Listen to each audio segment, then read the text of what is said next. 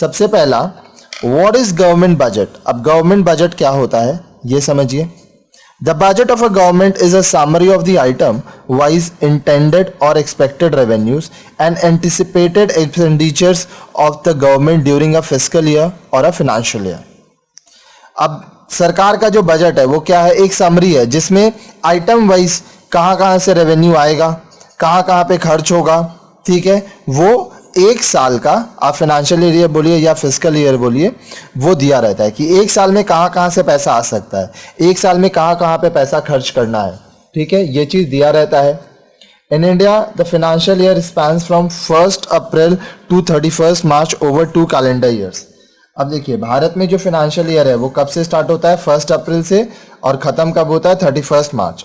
अब ये क्या हुआ, अभी मैं 2018 में हूँ, ठीक है, अभी जो हमारा फाइनेंशियल ईयर चल रहा है 2018-2019 चल रहा है, तो ये स्टार्ट कब हुआ, 1 अप्रैल 2018 to 31 March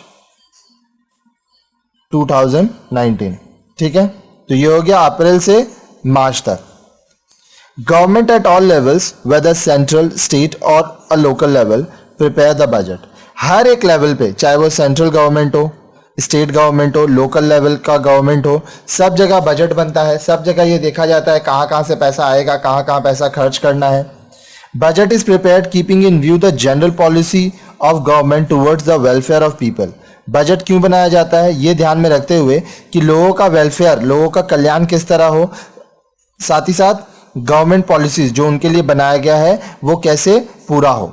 Government incurs various expenditures to provide basic facilities such as education, health, etc. सरकार बहुत सारा खर्च करती है ताकि लोगों को उनका बेसिक फैसिलिटी मिले, जैसे कि एजुकेशन मिले, अच्छा स्वास्थ्य का सुविधा मिले, ठीक है। It also spends money to increase production, to reduce unemployment, poverty and inequalities in income and wealth, etc.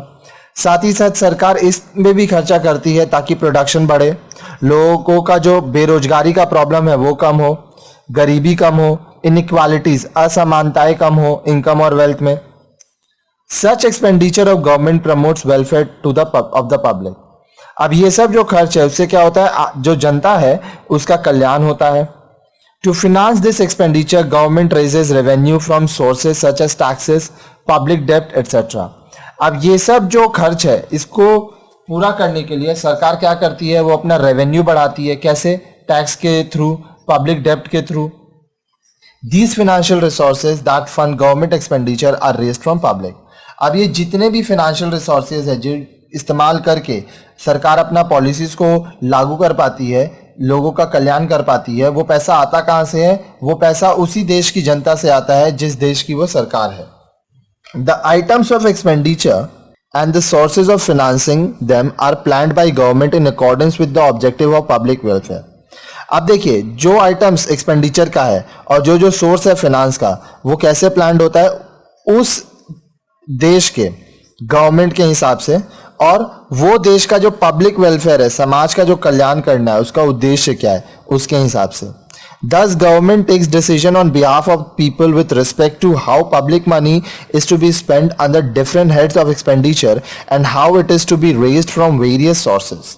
देखिए तो सरकार जो डिसीजन ले रही है वो किसके बिहाफ में ले रही है, वो आम जनता के बिहाफ में ले रही है, उनकी जगह पर ले रही है, ठीक है। वो क्या होता है कि जो लोगों से टैक्स के रूप में पैसा लिया गया है या अलग अलग जरिए से उनसे जो पैसा लिया गया है वो लोगों के लिए ही किस हिसाब से खर्च करना है, अलग अलग जगह पर किस किस तरह से खर्च करना है, साथ ही साथ जो एक्सपेंडिचर है वो तो है, और जो इनकम है सरकार का वो कहाँ कहाँ से आएगा, ये सब चीज का ध्यान रखना पड़ता है।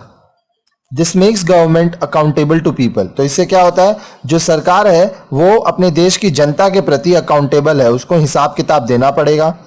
Through legislature, parliament and various other civic bodies, people exercise their right to know as to how government is spending public money and how is it raising from them.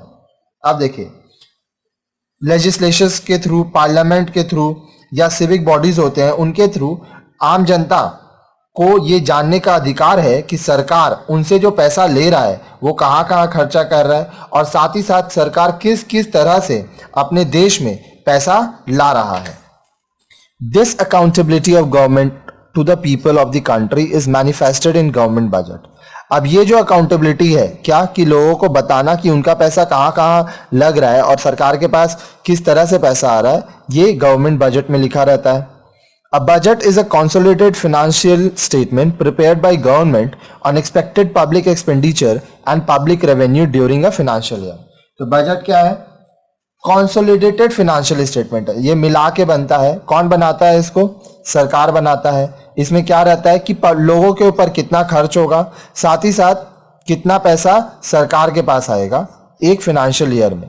Financial year का मतलब 1 year, एक साल, ठीक है, जो कि start होता है 1 अप्रैल और जाता है 31 मार्च.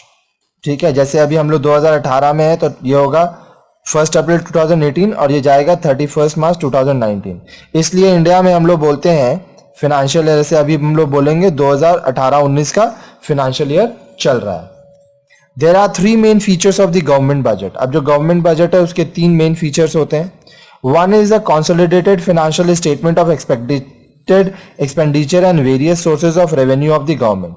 सबसे पहला क्या है?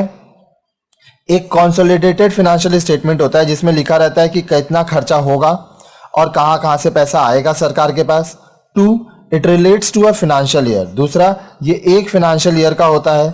And 3, the expenditure and the sources of revenue are planned in accordance with the declared policy of the objectives of government. अब देखिए, जो एक्सपेंडिचर और रेवेन्यू प्लान किया गया है वो सरकार का जो उद्देश्य है, उसका जो पॉलिसी का उद्देश्य है, उसके हिसाब से बनाया होना चाहिए.